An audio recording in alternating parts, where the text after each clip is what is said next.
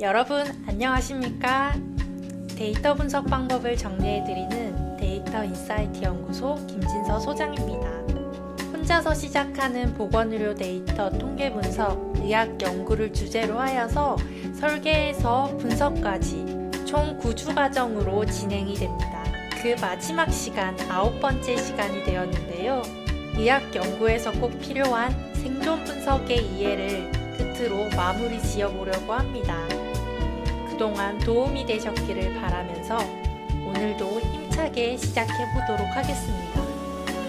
본격적으로 강의를 들어가기에 앞서서 목차부터 살펴보겠습니다. 총 3가지로 구분이 됩니다. 첫 번째, 생존 분석의 개념. 두 번째, 생존 분석 방법론, 생존 곡선을 다루겠습니다. 세 번째, 생존 분석 방법론 중에 위험 모형을 다루도록 하겠습니다. 첫 번째, 생존 분석의 개념입니다. 생존 분석이란 생존 자료로 데이터를 분석하는 통계 기법입니다.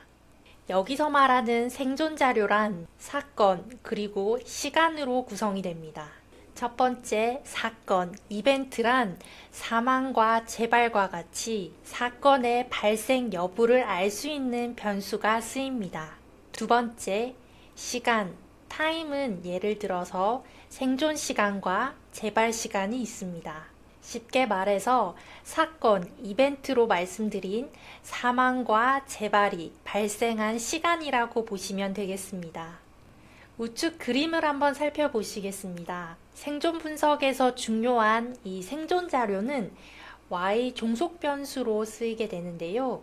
이때 독립 변수는 비교 집단 또는 위험 인자가 사용될 수 있습니다. 따라서 생존 분석을 할 때는 최소한 3개의 변수가 필요합니다. 독립 변수에 쓰일 비교 집단 또는 위험 인자가 있어야 되겠고요. 종속 변수에 쓰일 생존 자료인 사건과 시간이 필요합니다. 생존 분석을 크게 2가지로 나눠볼 수 있는데요.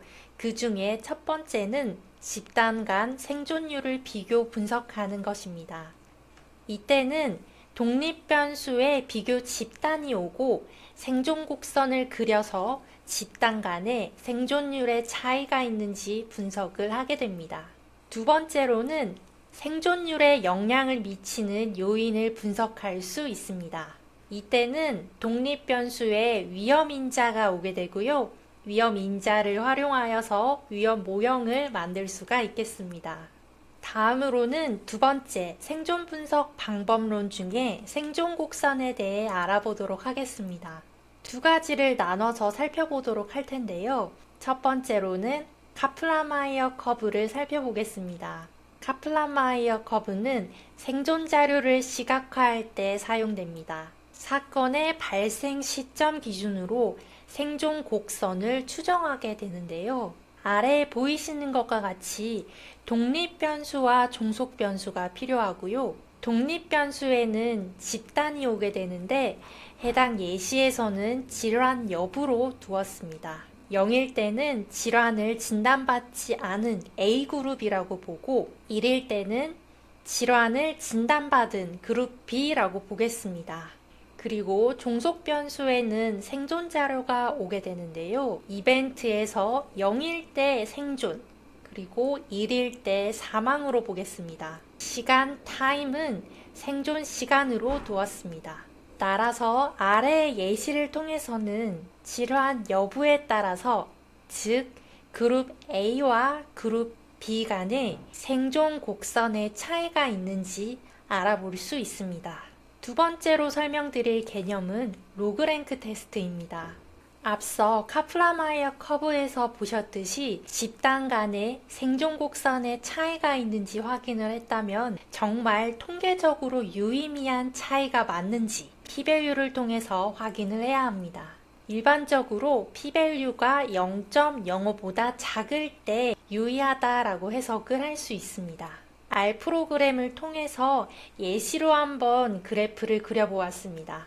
파란색 선이 그룹 A의 생존 곡선이 되고요. 붉은색 선은 그룹 B의 생존 곡선이 됩니다. 카플라마이어 커브에서 X축은 타임 시간을 의미합니다. 파란색 곡선인 그룹 A는 붉은색 곡선인 그룹 B에 비해서 생존 시간이 더 긴 것을 알 수 있습니다. 그리고 또한 붉은색 곡선인 그룹 B는 파란색 곡선인 그룹 A에 비해서 생존율이 급격하게 감소하는 것을 알 수가 있습니다. 마지막으로 집단 간 차이의 유의성을 p-value로 확인을 해보자면 p-value가 0.05보다 크기 때문에 독립변수인 질환 여부에 따라, 즉 그룹 A와 그룹 B 간의 생존 곡선의 차이가 통계적으로 유의하지 않게 나타났다라고 해석할 수 있습니다. 마지막으로 정리해보자면 생존 자료가 사망 사건과 생존 시간일 때 카플라마이어 커브에서는 사망 사건이 발생한 각 시점마다 생존율을 계산하여서 생존 곡선을 추정하게 됩니다. 그리고 추정한 이 곡선은 p-value로 유의성을 확인해야 합니다. 다음으로는 세 번째 생존 분석 방법론 중에 위험 모형을 살펴보겠습니다. 콕스 프로포셔널 해저드 리그레션을 사용하며 콕스 비례 위험 회귀를 줄여서 콕스 회귀 분석이라고도 말합니다.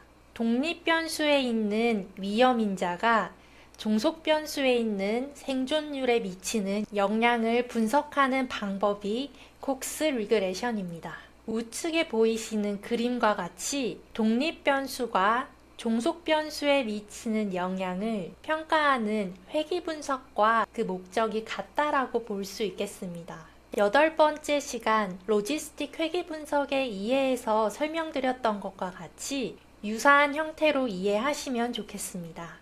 독립 변수에는 이분형 자료를 포함한 범주형 변수뿐만 아니라 연속형 변수도 올 수 있습니다. 해당 예시에서는 이분형 자료인 성별과 연속형 자료인 나이를 가져왔습니다.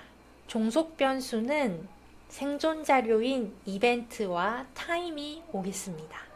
로지스틱 회귀 분석에서는 오즈 레이시오로 영향력을 평가했다면 생존 분석에서는 HR, 해저드 레이시오로 위험 인자의 영향을 평가하게 됩니다. HR이 1보다 클 때는 위험 발생 확률이 커진다라고 해석을 할 수가 있는데요. 우측에 보이시는 예시를 가지고 해석해 보도록 하겠습니다. 독립 변수 첫 번째 성별을 가지고 해석해 보자면 해저드 레이시오가 1.5입니다. 범주형 자료에서는 항상 레퍼런스가 있는데요. 만약에 남성을 레퍼런스로 봤을 때 남성에 비해서 여성의 사망 위험이 1.5배다라고 해석할 수 있겠습니다. 그렇다면은 연속형 독립 변수인 나이로도 해석을 해보겠습니다. 나이가 한 살 증가할수록 사망 위험이 2배이다라고 해석할 수 있습니다. 반면에 HR이 1보다 작을 때는 위험 확률이 작아진다라고 해석을 합니다. 콕스 리그레션에서도 p-value로 결과의 유의성을 확인해야 하는데요. p-value가 0.05보다 작을 때 통계적으로 유의미하다라고 해석할 수 있겠습니다. 다시 한번 정리해 보자면 콕스 리그레션에서는 독립 변수에 사용되는 위험 인자가 한 단위 증가하는 경우 사건이 발생할 위험이 몇 배가 되는지 분석할 수 있는 방법입니다. 마지막으로 정리해 보겠습니다. 의학 연구에서 꼭 필요한 생존 분석의 이해 세 가지인데요. 첫 번째, 생존 분석의 개념입니다. 생존 분석이란 생존 자료로 데이터를 분석하는 통계 기법입니다.